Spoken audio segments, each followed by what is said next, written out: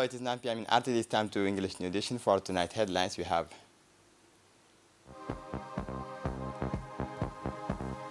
restaurant and youth employment in the hospitality industry.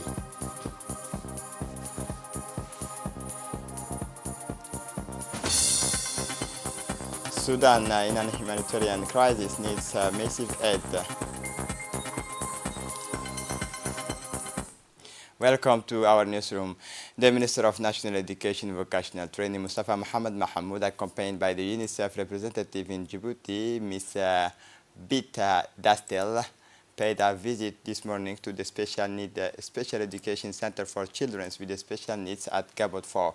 Upon their arrival, the MENFOP and UNICEF representative in Djibouti were warmly welcomed by the head of the EABS department, the director of the center, the Cuban experts and senior MENFOP staff. The Cuban experts who will be staying for 2 years, specialize in the different file of disability, speech therapy, and visual impairment, hearing impairment, motor impairment, mental impairment, and autism. The visit began with detailed presentations of the center and its specialized teaching programs. A special education center for children with the special needs is a modern reference center for special education dedicated to people who require enhanced and adapted care in close collaboration with their families. The expertise of Cuban experts in situ has also enabled us to professionalize our teachers and educators and make this reference centers accessible for a wider public with different disabilities.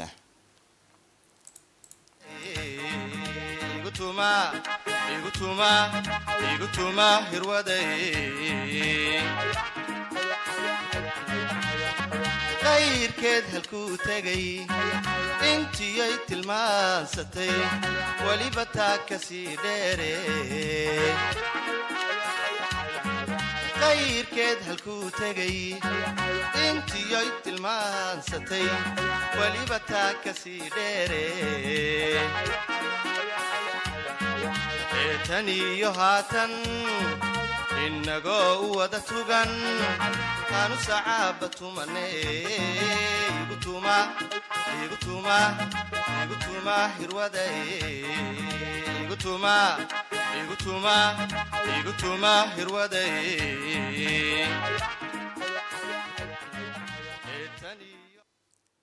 Under the patronage of His Excellency Omar Abdi Said, Minister of Labor in charge of formalization and social protection, the ANFIP organized a decisive consultation meeting on employment prospects in the hospitality sector. This significant event held at Salam Tower brought together eminent personalities, including ANFIP's Director General Mr. Mahmoud Omar Gelle, as well as top executives from renowned hotels such as Campeski and Sheraton, among others, political leaders, representatives of public and private institutions, international organizations, and NGOs also graced the occasions with their presence.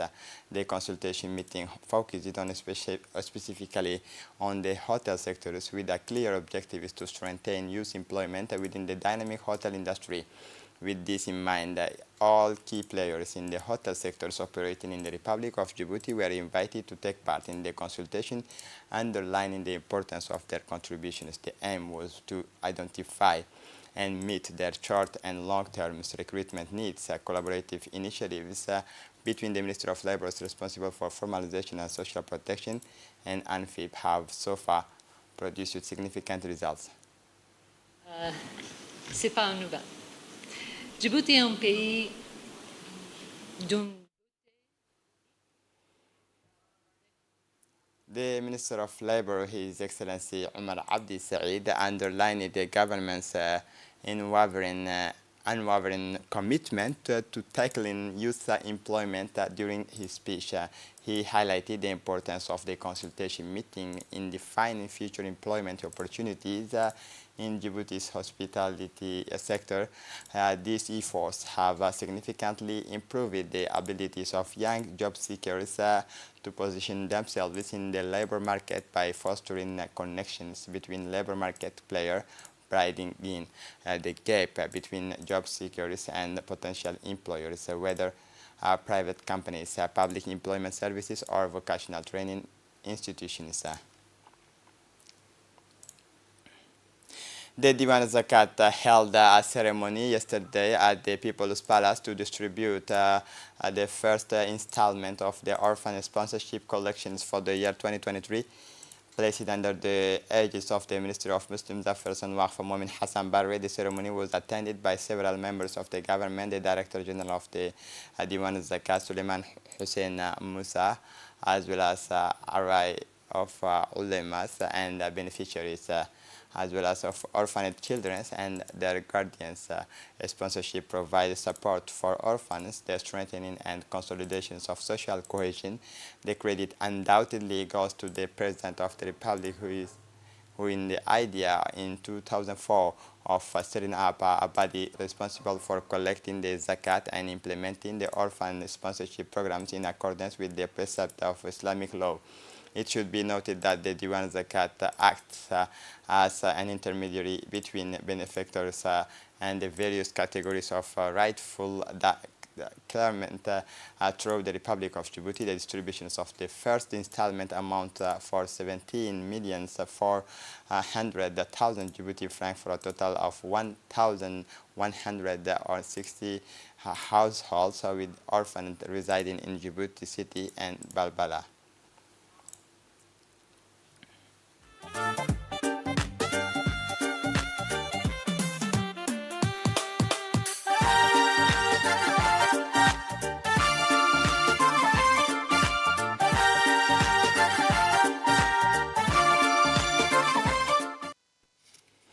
For his part, the director of the Diwan Zakat, Mr. Suleiman, in his speech, Mr. Suleiman Hussein Musa drew attention to the organizations of this event regularly since the creations of the foundations on the initiative of the President of the Republic, Ismail Omar Guelleh.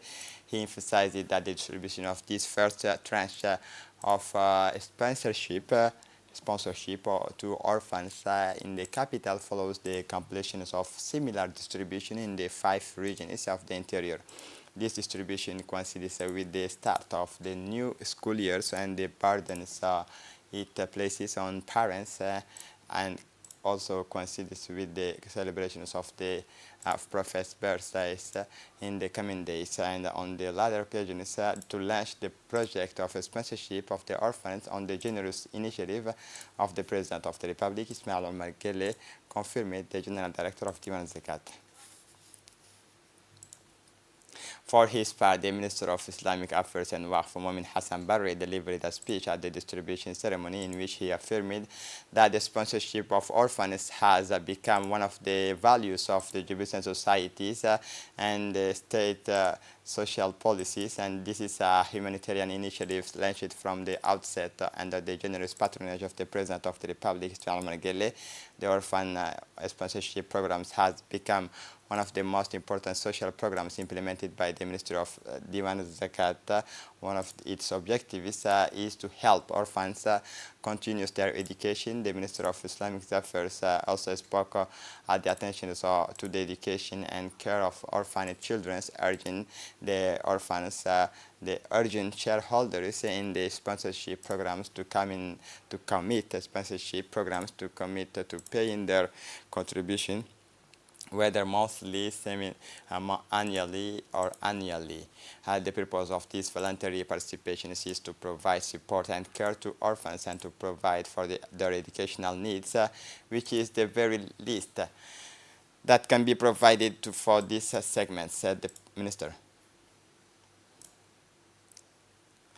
The Minister of Trade and Tourism, His Excellency Mohamed Warsama Diriye, held the launch of and implementation of the action plan for the National Master Plan for the informal sectors at the Hotel Escale in Djibouti this morning. The roundtables on the informal sectors was attended by representative of the United Nations system, the Secretary General of the Ministry of Finance, as well as officials from various ministries. The aim of the meeting was to contribute to improving good governance in the sectors with a view to promoting job creation and export development for women and young people.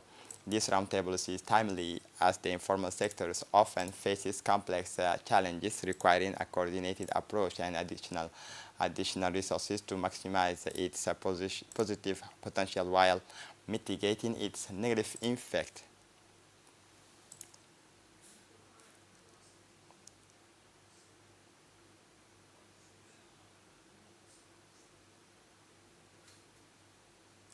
The World Bank representative said for her part that the aim of the meeting was to contribute to improving the good governance in the sector and with a view to promoting job creation and export development for women and young people.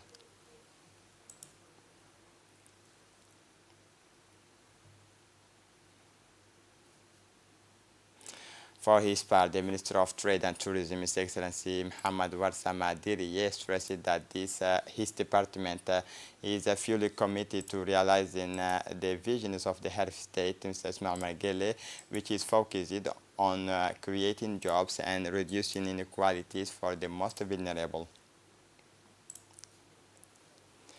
This morning, ANSI inaugurated a governmental center for monitoring, alerting, and responding to computer attacks. Response centers, GCERT, Djiboutian Computer Emergency Response Team, at the Hotel Plaza.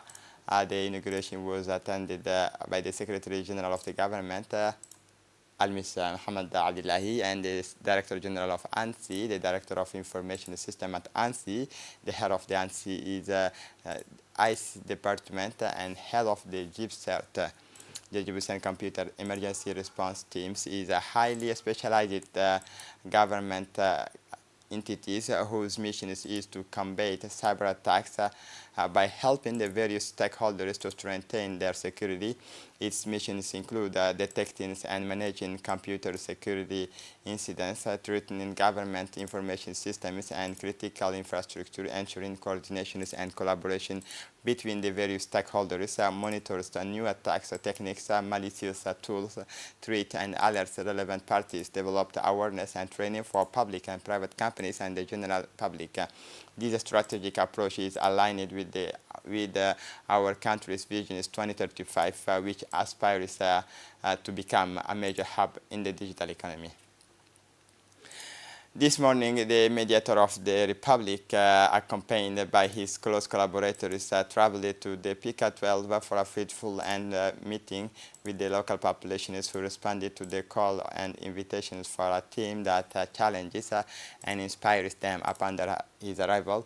The mediator of the Republic wasted no time in highlighting the role and missions of the mediator, after which he recalled the advantages and disadvantages of the digital revolution, notably in terms of access to information, social interactions, the availability of school curricula, and the emergency of online sales, all of which facilitate the daily lives of our fellow citizens. The aim of the mediator is to improve through its actions the relationship between citizens and the administrations. On the other hand, the relationship between the administrations and the citizens. The officials joined in the idea of preserving social peace and consolidating national unity by combating hate speeches and discriminations on social networks are of the paramount importance. Ms. Nasru Ahmed Gaba stressed that the aim of persons who convey hate messages on social networks is above all to target, dehumanize, and attack public figures or ordinary citizens. For his part, the mediator of the Republic, Momin Ahmed Sheikh, made it clear in his speeches that the manipulations of information, disinformations, and defamations are offenses that must be condemned at all costs as they have an impact on social cohesion. He stressed the importance of promoting social cohesion through freedoms of expressing and flourishing public debate, which are unfortunately threatened by social media, which remain a major vehicle for the dissemination of hate speeches at unprecedented speed. As part of their qualification for the Africa Women's Cup of Nations Morocco 2024, the Djiboutian Gazelles are staying in Togo, where they will have the opportunity to play against their counterpart from that country in preparations with the match. The women's national teams began training yesterday afternoon at KG Stadium in Lomé under the guidance of coach Mohamed Abdurrahman Mahmoud and his deputy Mohamed Idris Ahmed, under the supervision of the head of delegations, Madam Nim'a Abdullahi. This Friday, our Gazelles will face the Togolese selections in the preliminary match of the Morocco 2024 Women's CAN qualifier. If our Gazelles manages to qualify for the second round, they will then face the winners of Cote d'Ivoire and Tanzania match for the 2024 edition. 14 nations will take part in the qualification phase. As a reminder, 3 African teams are automatically qualified for the final phase. These are Morocco as a hostess, South Africa as a defending champions, and Zambia, who won the bronze medals at the last edition. Following the death yesterday morning, Wednesday 20 September, in Lyon, France, at the former parliamentary and former meteorological engineer, the late Nuh Hassan Guled, the Director General of the Agency of the National Meteorology, Mohamed Ismail Noor, and the entire staff sent their sincere condolences to the families and loved ones of the deceased. Born on January 1st in 1946 in Djibouti, the deceased Haji Nuh Hassan began his schooling in Addis Ababa, then at the Charles Foucault School, and finally at high school. He was one of the first meteorological engineers in the meteorological services of Djibouti International Airport. After independence, he retired from the meteorological services of Djibouti International Airport in 2002. The late Hajj Nuh Hassan was elected members of parliament in 2008 and served 2 successive terms. He was elected members of parliament in 2008 for 2 successive terms. He was also the owner of the Hotel Dar es Salaam. The late Nuh Hassan Guled left behind a large family, including a widow, 4 children and 14 grandchildren. May Allah welcome him to eternal paradise. Inna lillahi wa inna ilayhi raji'un. For the international scene, the United Nations have summoned the governments of Saudi Arabia, Egypt, and Qatar, as well as the European Union and African Union, calling for the increased support for humanitarian actions as Sudan's neighbors faces a steady influx of refugees and returnees. According to the United Nations High Commissioner for Refugees and the United Nations Offices for the Coordination of Humanitarian Affairs, millions of people, particularly in Khartoum, Darfur, and Kordofan, have no access to food, water, shelters, electricity, education, and healthcare. Malnutrition rates are on the rise, pointing to premature deaths for 700,000 Sudanese children suffering from severe acute malnutrition. Half of the population is actually acutely food insecure, and over 6 million people are just one step away from the starvation. Measles and other diseases are endemic, and sexual gender-based violence takes a heavy toll on women and girls. More than 7 million people, including 3.3 million children, have been driven from their homes, and over 1 million have sought refugees in neighboring countries. In the short term, relief efforts need to be stepped up. And United Nations Paul Kagame wishes to commit to refugees. Rwandan President Paul Kagame spoke on the second day of debates at the United Nations General Assembly. Kagame denounced the injustice that conflicts inflict on the innocent, taking as an example for the migration crisis that drives refugees to undertake dangerous journeys every year in search of a better future. Rwanda remains determined to work with its partners, including the United Nations High Commissioner for Refugees, to contribute to the search for a lasting solution. Our solidarity is rooted in our commitment never to allow a repetition of the strategy inflicted on on us nearly 30 years ago. He is referring to the 1994 genocides that displaced hundreds of thousands of people. The 78th sessions of the United Nations General Assembly was marked by issues linked to the climate crisis. This is it for the news. Thanks for watching us. Have a good evening.